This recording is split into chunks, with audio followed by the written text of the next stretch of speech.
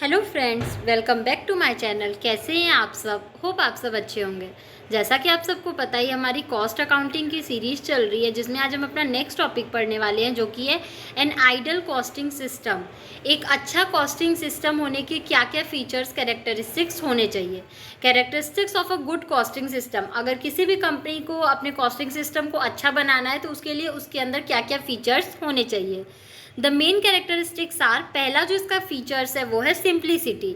It must be simple, flexible and adaptable to the changing condition, and it must be easily understandable to the personal. The information provided must be in the proper order, in right time and to the right person, so as to be utilise fully. पहला जो इसका characteristics होना चाहिए वो होना चाहिए कि ये बहुत ही ज़्यादा सिंपल हो, फ्लैक्सीबल हो, और हर लोग जिस भी कंडीशन के हिसाब से उसको अगर चेंज किया जाए तो वो अडॉप्ट हो जाए। और वो इतना ज़्यादा सिंपल हो कि उसको लोग आसानी से समझ सके, और इसमें जो भी चीज़ें, जो भी डेटा प्रोवाइड कराई जाए वो सही समय पे सही लोगों को सही डेटा प्रोवाइड कराया जाए, ताकि उसका सही से इस्तेमाल किया जा सके। ठीक है, तो पहला जो हमारा कॉस्टिंग सिस्टम है वो क्या होना चाहिए? सिंपल होना चाहिए। नेक्स्ट है आपका flexibility and adaptability. The costing system must be flexible to accommodate the changing condition and circumstances. The expansion contraction of changes must be adopted in the existing system with minimum changes. देखिए, दूसरा जो बोल रहा है वो होना चाहिए flexibility और अडॉप्टेबिलिटी। मतलब जैसा कि हम लोग जानते हैं, जो हमारे इन्वायरमेंट है, कंडीशन है, वो चेंज होते रहते हैं। ठीक है, तो हर कंडीशन में जो हमारा कॉस्टिंग सिस्टम है वो आसानी से चेंज हो जाए। जब जैसा कंडीशन रहे तब वैसा हम लोग कॉस्टिंग सिस्टम आसानी से प्रिपेयर कर सके। हमारा कॉस्टिंग सिस्टम वैसा होना चाहिए। ठीक, थर्ड है वो आपका economy. The costing system must suit the finance available. The expenditure must be less than the benefit derive from the system adopted.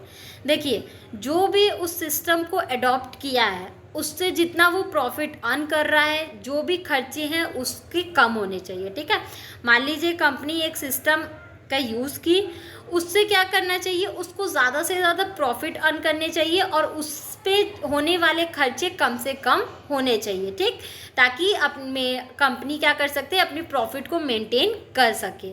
Comparability, the management must be able to make comparison of the facts and figure with the past figure of other concern. अगर company चाहे तो एक data को दूसरे data के से, पास के data को प्रेजेंट के डेटा से, एक बिजनेस के दूसरे बिजनेस के डेटा से कंपैरिजन कर सके। मतलब जो भी कॉस्टिंग सिस्टम होना चाहिए वो कंपेरेबिलिटी होना चाहिए, कंपेरेबल होना चाहिए, कि अगर हम लोग चाहें उस कॉस्टिंग सिस्टम को किसी और से कंपेयर करने के लिए तो कर सकें। ठीक है, जो फिफ्थ है आपका वो है minimum changes to the existing one. When introducing a costing system, it may cause minimum change to the existing setup of the business. ठीक है, अगर कंपनी क्या करती है, कोई भी कॉस्टिंग सिस्टम को इंट्रोड्यूस करती है तो उसकी वजह से बिजनेस में होने वाले चेंजेस कम से कम होने चाहिए। Uniformity of forms. Forms of different colors can be used to distinguish them. Forms must be uniform in size and quality. Form should contain instruction to fill, to use and for disposal. जो भी forms होते हैं वो क्या होते हैं? अलग अलग कलर के होते हैं, ताकि हम लोग बता सकें कि इस कलर का फॉर्म इसके लिए है, इस कलर का फॉर्म इसके लिए है।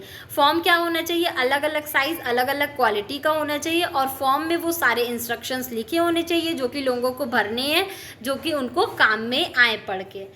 नेक्स्ट है आपका less clerical work. Printed forms will involve less labor to fill in, as the workers may be a little educated. They must not like to spend much time in filling the forms.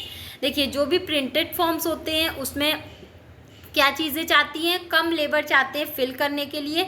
जैसा कि हम लोग जानते हैं, जो भी हमारे workers हैं वो ज़्यादा पढ़े लिखे नहीं होते हैं, और जो वर्कर्स होते हैं वो अपने टाइम को बहुत ज़्यादा फॉर्म फिल करने में इन्वेस्ट नहीं करना चाहते हैं। ठीक है, नेक्स्ट है आपका efficient material control and wage system. There must be a proper procedure for recording the time spent on different job by workers for the payment of wages. A systematic method of wage system will help in the control of labour cost. Since the cost of material form a great proportion to the total cost, there must be an effective system of stores control.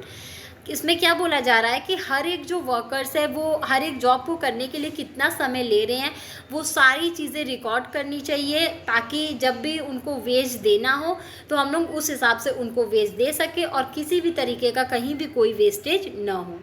Next है आपका a sound plan. There must be proper and sound plan to collect, to allocate and to apportion overhead expenses on each job और each product in order to find out the cost accurately.